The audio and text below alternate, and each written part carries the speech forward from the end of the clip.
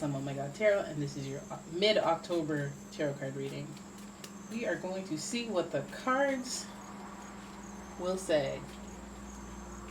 I'm just giving this deck a nice old shuffle. This is the Golden Universal. I will leave all of my decks that I use in the description below, so that you know.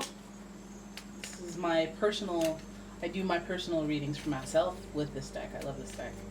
It's like the only one that I didn't buy. It was a gift. So here we go. The Golden Universal. Libra, mid-October. What does Libra need to know? Tell me about Libra. Ooh,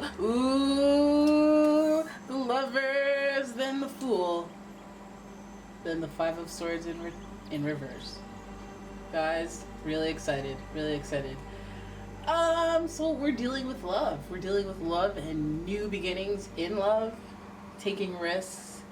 So a leap of faith and heart-centered decisions. You'll see if you're in relationships, your relationship is escalating to a new level of trust, level of commitment, something that involves taking a risk, a leap of faith.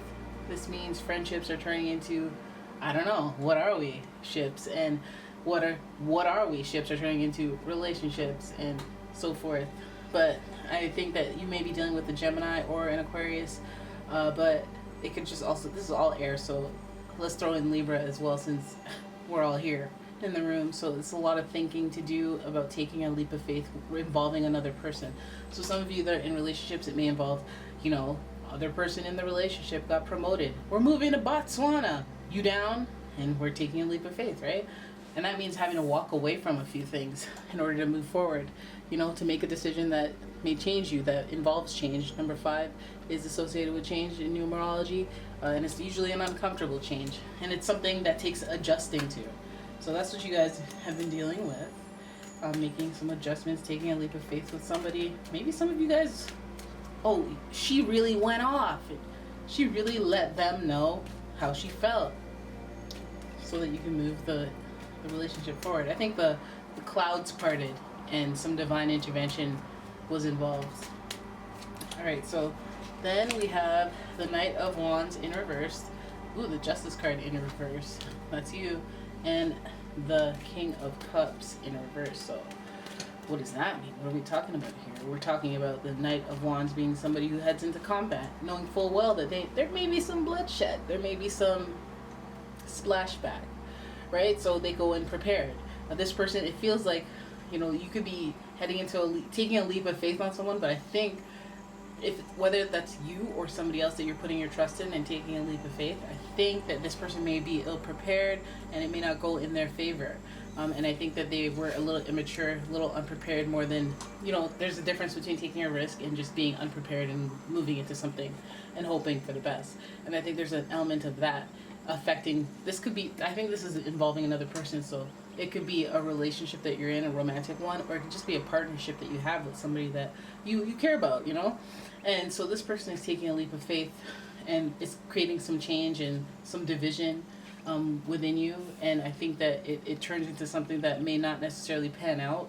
We see the Libra card in reverse. It's almost like your instinct tells you what the results will be. But then you catch yourself, you're like, am I being skeptical?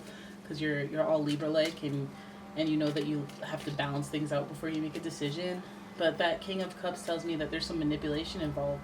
You may have been manipulated emotionally in order to present this as something that was for an opportunity or a good thing, or at least not a bad thing. I think some of you have been talked into something with your partners or anyone involved in partnership, whether it's like a friend or whatever relationship. And what do we have to, oh God,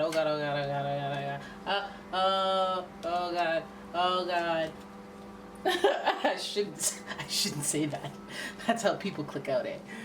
So this is like further doubling down on the fact that somebody is trying to leave you with all the responsibility, leave you with all the burden. They're trying to present as if they have their together, when in fact they don't, and they're just trying to alley-oop you into the responsibility of what they need. I feel like this person is disappointing. You could be having a family member who's going to trick you into watching their kids or something, or trick you into saying, hey, how would you like to do this? Great, here's 2 tickets to whatever. And then you're like, oh yay, 2 tickets. And then you show up and you're like, I thought my friend was coming, and it was some other next person that they, I don't know, you know what I mean? Like some trickery, some foolishness that you have to deal with. But I think that there's some disappointment and sadness involved as well, because it's at first we're making heart-centered decisions. At first we're deciding whether or not to go take that leap of faith, and then we have to walk away from stuff. So that means there's an element of sacrifice in making this decision. So there may be some resentment, some disappointment if that decision doesn't pan out. And it may not even be malicious. We didn't get 7 of Swords or anything where somebody's going to try to propose an idea that they know isn't going to work just to trick you. But sometimes things just don't work out, and then you are left with a lot of responsibility or some residual problems because of it.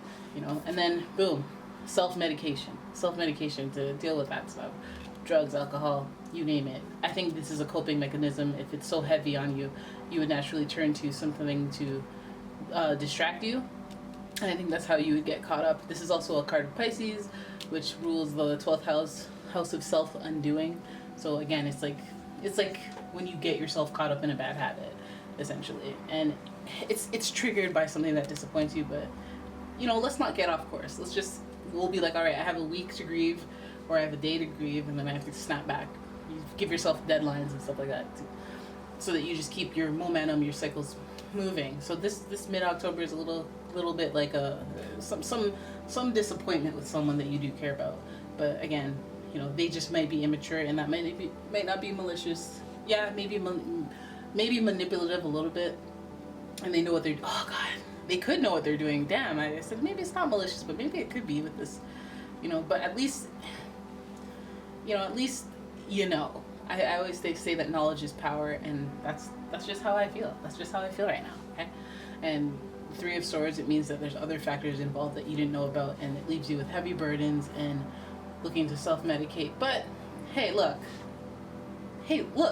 self-medication might just mean mini-sized chocolate bars, because bam, you bring out the candies to give out to them kids, and then COVID hits, and you're just like, okay, well, then forget it. Just forget it. I have to eat all of these to myself now. And then my perception of reality is distorted because I'm drunk on chocolate. Oh, that's crazy.